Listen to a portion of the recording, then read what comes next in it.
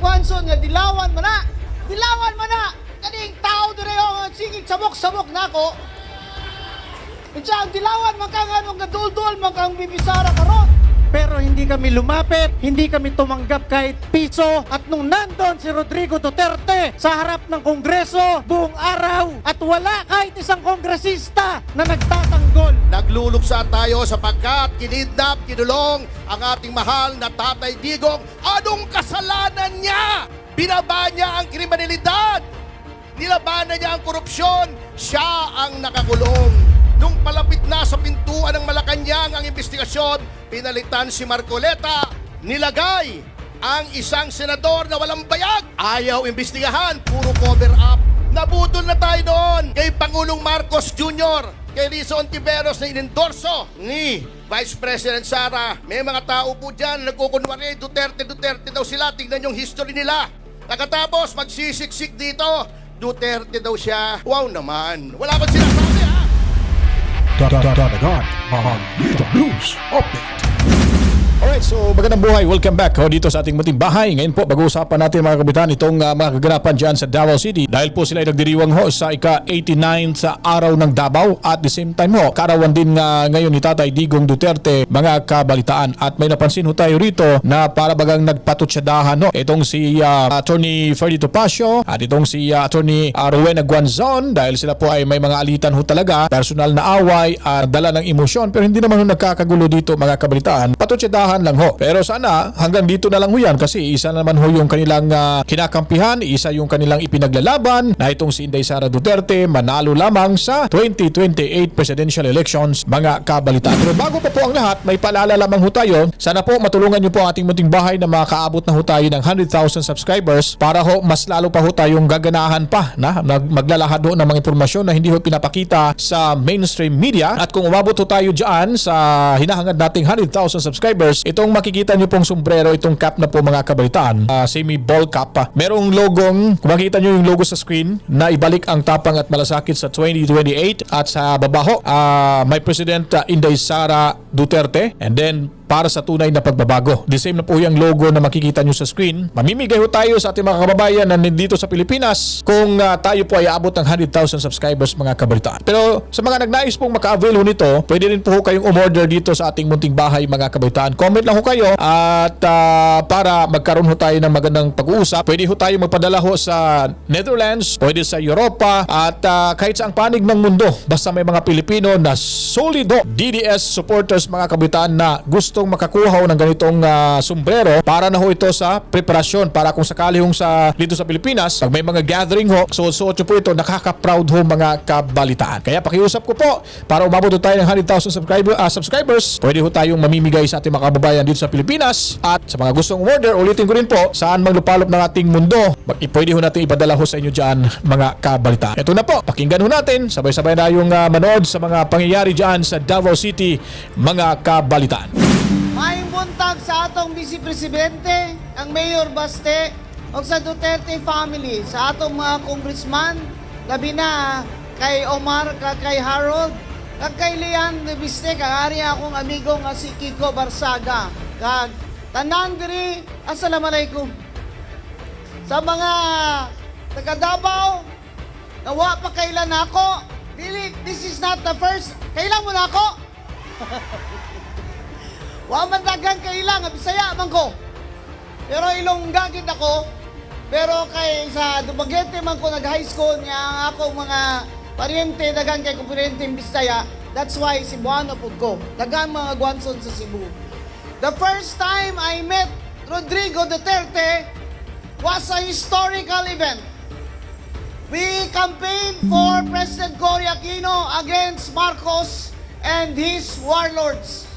Your Lola Soling was then our leader here in Davao. Hindi ka pa na tao, Omar. So, ang officer in charge diri as Vice Mayor si Rodrigo Duterte. Ako ang officer in charge, Mayor sa Cadiz City, Negros Occidental.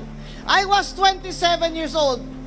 But like Rodrigo Duterte, I was used to gangsters and private armies and ang mga komunista taggan kayo sa Negros sa una kay Sugar man me. Sugar man me. Ako may nag-vice president for the Visayas dito sa City, League of Cities, kaya wa may musugot, kaya hadlok man sila tanan mo adtog Mindanao.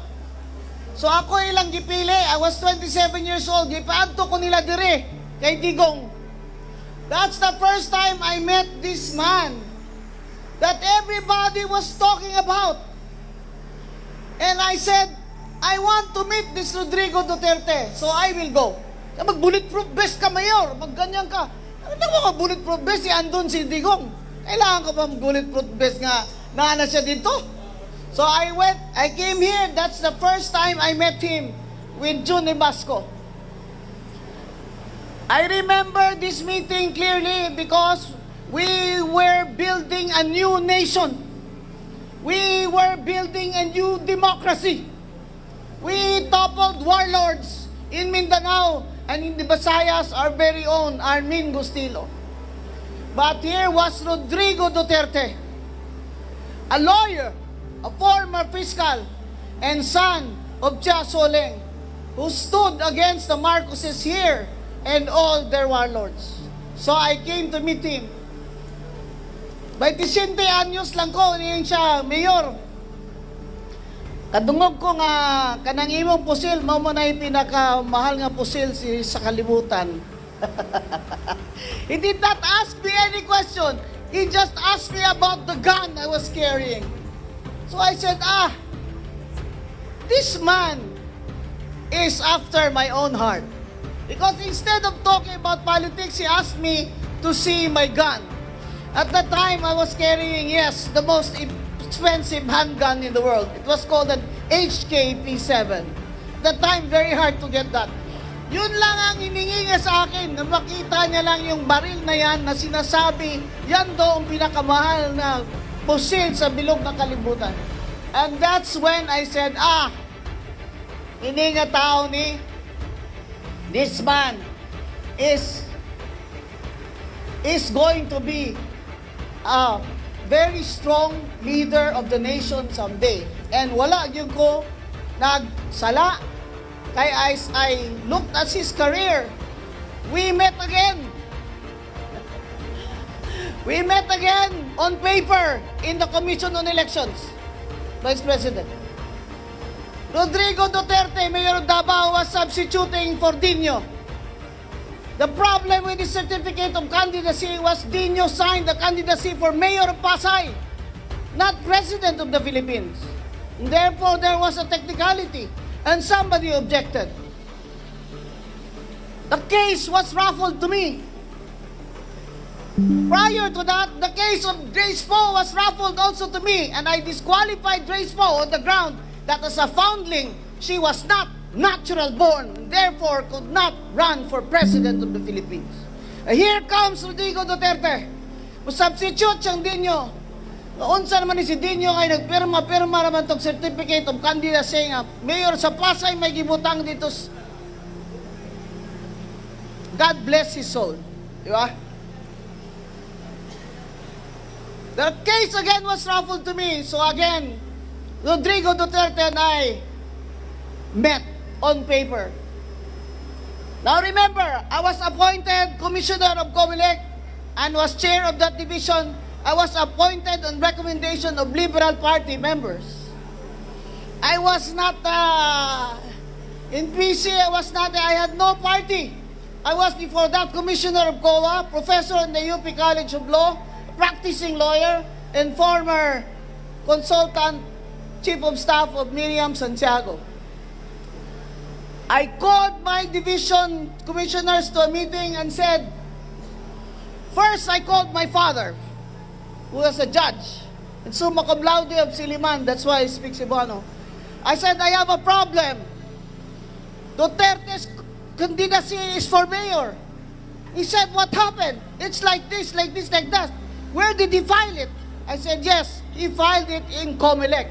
Is it not that when you run for mayor, you file it in Pasay City?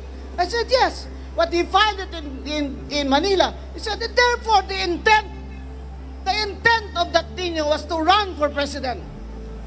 not for mayor of Pasay. As usual, my father, Judge Sixto Rojas Guanzon, summa cum laude of Silvan University, was correct. So I called a meeting and I said, our job in the Commission on Elections is to ensure that the will of the people will be respected. No politician called me after that. I said it is our job to ensure that the election laws are applied fairly and justly, and that therefore the people must be given their right to choose the president of this land. And all of you lawyers will know that I needed an argument to support that decision. And the argument that I used is, of course, in Latin, lacuna legis. There is a gap in the law. There is a gap in the law and therefore needed interpretation. And when you interpret a gap in the law, you must interpret it in favor of the people. In favor of the people. Not against the people. So when I called my commissioners and said, this is my decision, how will you vote? And they said, ma'am, we vote with you. You vote with me regardless of the consequences. Remember, President Aquino was seated in Malacanang. There were candidates of the Liberal Party, and I said, I know that man. I know that Rodrigo Duterte we have met. I trust, I have faith in the people. I have faith in the Filipino people that they will choose the right leader. And that, my friends, is the reason why I'm here. And on a final word, I have to tell you, bakit si Rowena Guanzon nga dilawan mo na? Dilawan mo na! Kaning tao dire nga sigig sabok-sabok na ako. Ang dilawan man kang anong gadul-dul man kang Bibi Sara karon. Ayaw na yun si Bibi Sara. Ayaw na lang naghisgutan kay karon ang kinahanlan mo daog yun si Sara for president. Kung dilaw ka, kung pulaw ka, kung pink ka, kung blue ka, kung sa wala na minimo kaakig. Wala kami kaakig sa inyo. Upot na lang kita diritanan kay Sara para sa aton pungsod. Kahit kung hindi si Sara Duterte ang magpresidente, walang mananagot. Kaya si Rowena Guanzon magsasara Duterte. Kasi Sara Duterte lang ang presidente na kung siya ang manalo, may mananagot. Ilang taon na ako sa politika. Sa tiyan pa lang na nanay ko, 67 years old na ako. Ngayon, politiko na ako. Board member man nanay ko, 33 years. Wala pa ako nakita ng gobyerno na ganito. Puro kamak na nakaw. Mga kawatan. Ang kailangan ng Pilipinas, reforma. Zero corruption. Zero tolerance. That is why, this early, I already commit my support to you, Vice President Sara Duterte. Whether I run for senator or not, I am going to campaign as I am campaigning now for Sara Duterte, who will be the next president of the Philippines. O sa mga Bisaya, mga Ilonggo, mga Waray, sa Visayas, walo na makamutanan na ang Negros Occidental wala yun aga Marcos ever since because gibankrupt niya na niya during martial law. My family confiscated our electric plant. All families were confiscated. Ang sugar, monopolize ang sugar trading. So we had to stop planting. Our people starved because we had to stop planting. Why would we plant if we're going to lose money? Now, Marcos Bongbong is doing it again. He is smuggling sugar. That's why our sugar prices from Negros Occidental are down. Down by more than 600 pesos per kilo bag. You know what that means? That means hundreds, thousands of workers will be out of jobs in the next 2 years if this continues. Smuggling of sugar, smuggling of fuel is now going on in our borders. Marcos wants us to feel that he is the one solving our problems, when in fact, it is Marcos who created all these problems. Ang gutom, ang unemployment, high inflation, trade deficit, budget deficit, nagipangawat na sa tanang buhaya ang atong deficit. That's why, my friends, I am putting my faith on Sara Duterte for president. Because I see only that Sara Duterte, even with her quiet, calm demeanor, has the strength of character and the integrity to be our leader and run our country from the bottom up. Wala na tayong mamanahin kay Marcos. Puro utang, puro pangawat. We need a leader that will rise from these ashes and lead us back into a bright day. My friends, it is my honor to be in Davao City again, to be with the family of Rodrigo Duterte, and to wish him a happy birthday despite his circumstances, and to show my support for Vice President Sara Duterte for 2028. Daghang salamat, mayong buntag sa inyong tanan. Thank you very much, Attorney Guanzon. Alright, so comment lamang tayo saglit mga kabataan. Yun po yung sinasabi natin, pinatutsadahan nitong si Guanzon, itong si Attorney Topacio. At may respect din dito si Topacio mga kabataan. Magandang umaga po. Bibilisan ko lang po ang mensahe. Kami po sa Duterte Youth Party List ay lubos na nagpapasalamat kay Vice President Sara Duterte, kay Mayor Baste Duterte, Kong Pulong, Kong Omar Duterte, Kong Harold Duterte, Kong Sidungab, at syempre kay Pangulong Rodrigo Duterte na nagse-celebrate ng kanyang birthday ngayong araw na ito. Masabi ko sa inyo, sa Kongreso, nung isang taon, hinarap si Pangulong Rodrigo Duterte sa Quadcom at isa lang kongresista ang nagtanggol kay Pangulong Rodrigo Duterte, ang inyong Duterte Youth Party List.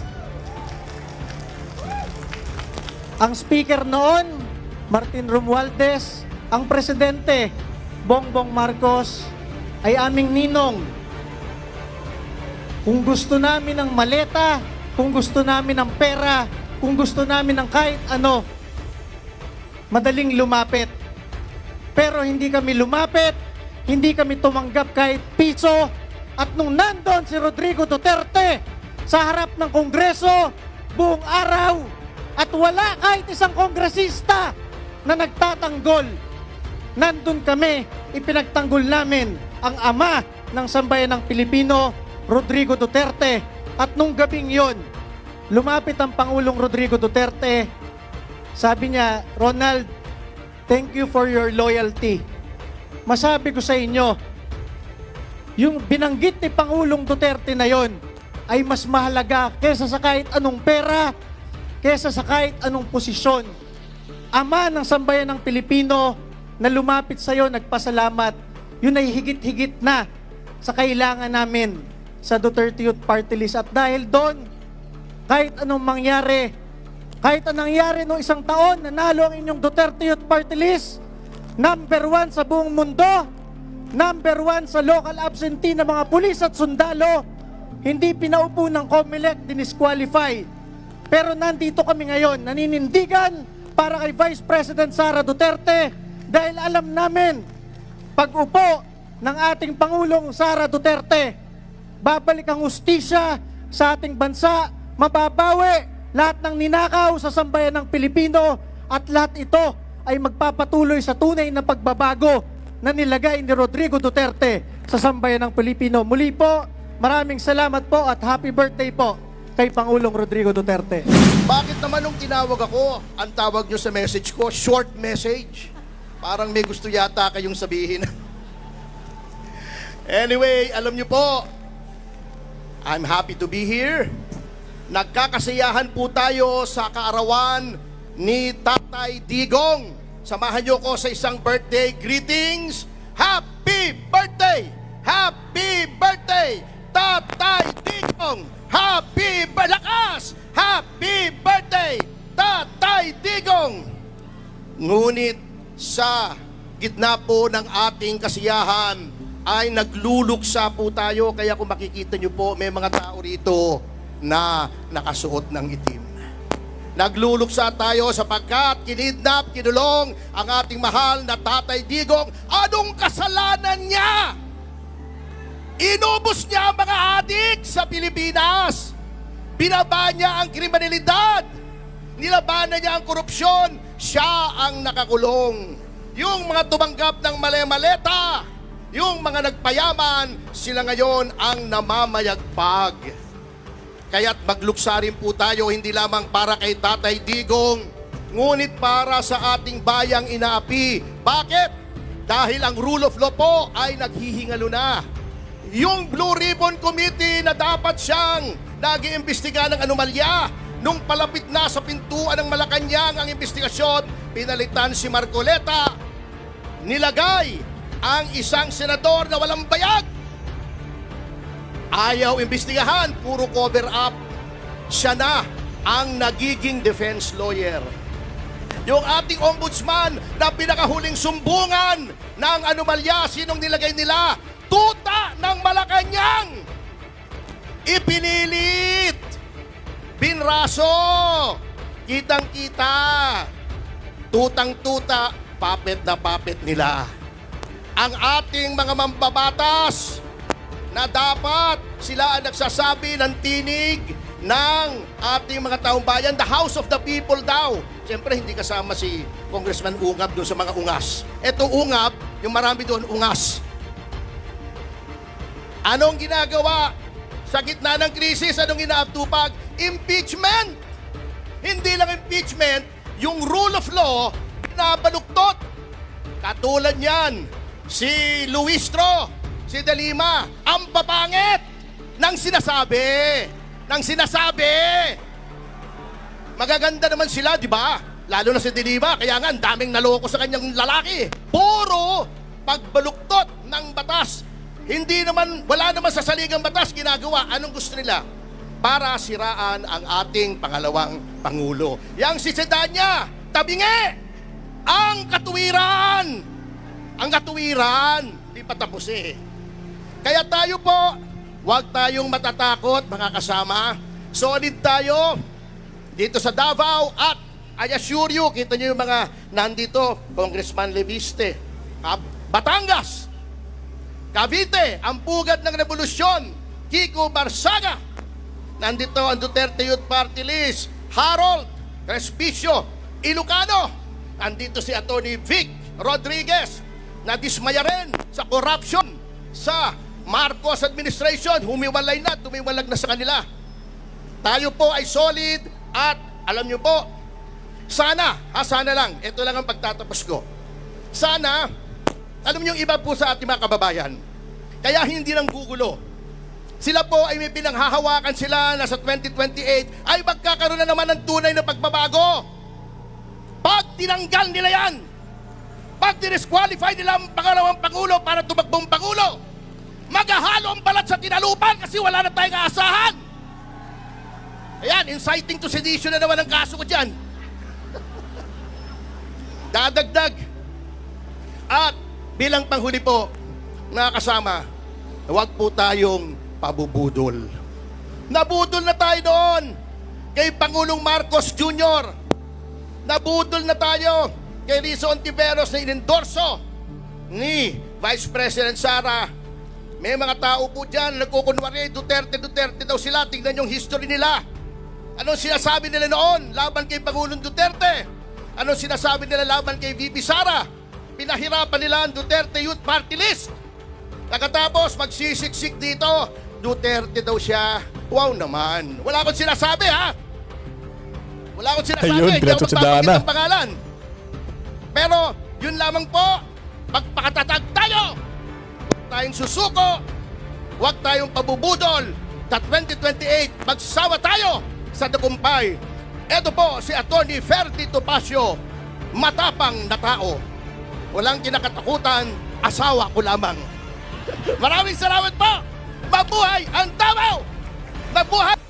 Ayun po mga kabitan, so napanood niyo po yung simpleng patutsadahan ho nila ni Rowena Guanzon at ni Topacio mga kabalitaan. So sana hanggang dyan na lang ho na magtatapos yung kanilang girian mga kabitan dahil iisa naman lang yung ipinaglalaban ho nila, ipinaglalaban ho natin mga kabalitaan. Kaya po itong araw ng Davao ay isang malaking selebrasyon at aktibidades so, buwan ng Marso mga kabalitaan dahil yan po ay nakasanayan na kaugalian na ho ng mga Davaoenyo na sila ay celebrate ng araw ng Davao mga kabalitaan, pero parang nagiging ano na rin no, political rally na ho na ang nagiging nakikita ho natin dito dahil yung nandyan ho ay ito po yung grupo ng PDP Laban, nandyan din ho si Attorney Vic Rodriguez mga kabalitaan. So napanood nyo na po mga kabalitaan, so sana nagustuhan nyo po yung ating video presentation. Tuloy-tuloy lamang po rin tayo sa ating panonood dahil nga po tayo ay maglalahad po ng makatotohanan, komprehensibong balitaan ho dito sa ating munting bahay mga kabalitaan. Ulitin ko po ha sa mga nagnais po around the world saan manglupalop ng ating mundo, basta may mga Pilipino, available na ho yung